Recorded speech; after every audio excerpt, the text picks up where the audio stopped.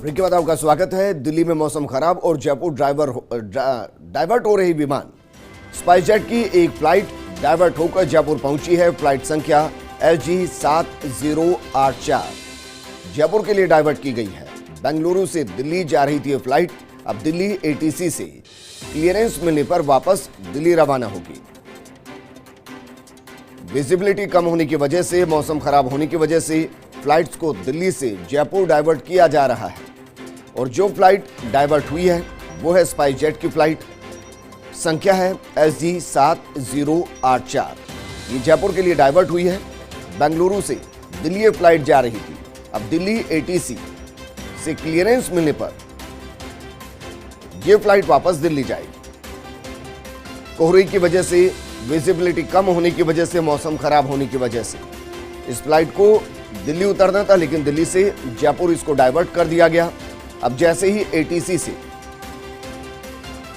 Clearance मिलेगा, यानी कि एयर ट्रैफिक कंट्रोल से जैसे ही क्लियरेंस मिलेगा, वापस इसको दिल्ली रवाना कर दिया जाएगा। कुछ वक्त मुमकिन है कि जयपुर में ही ये फ्लाइट रुके और जैसे ही एयर ट्रैफिक कंट्रोल से क्लियरेंस मिलेगा, ये फ्लाइट वापस जयपुर से दिल्ली चली जाएगी। मेरे सहयोगी काशीराम मेरे साथ जुड़ चुके हैं। काशीराम, क्या ट्रैफिक ज्यादा होना बड़ी वजह रही या मौसम खराब होना एक बड़ी वजह रही? कब तक की जानकारी की वापस ये दिल्ली चली जाएगी? जी विजन, देखिए दोनों ही कारण सामने आ रहे हैं। एक तो ये चूंकि दिल्ली एयरपोर्ट पर फिलहाल इन दिनों एयर ट्रैफिक भी बढ़ा है। कोरोना के बाद चूंकि अब लगातार एयर ट्रैफिक बढ़ाने पर जोर दिया जा रहा है, तो 80% क्षमता के साथ फ्लाइट संचालित होनी है। और आज कोहरा भी रहा है दिल्ली एयरपोर्ट पर, उस वजह से फ्लाइट के संचालन में दिक्कत हो रही है। तो ये जो फ्लाइट है स्पाइसजेट की, ये बेंगलुरु से दिल्ली जा रही थी, जो कि यहाँ पर डाइवर्ट हुई है और वहां पर लैंड होने की परमिशन नहीं मिली थी फ्लाइट को।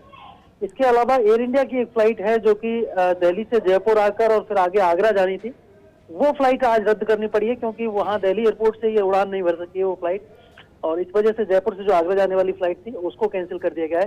तो अभी तक ये 2 फ्लाइट प्रभावित हुई हैं जयपुर से जुड़ी हुई, और इनमें जो डाइवर्ट होकर जो फ्लाइट आई है वो थोड़ी देर बाद रवाना होने की संभावना है।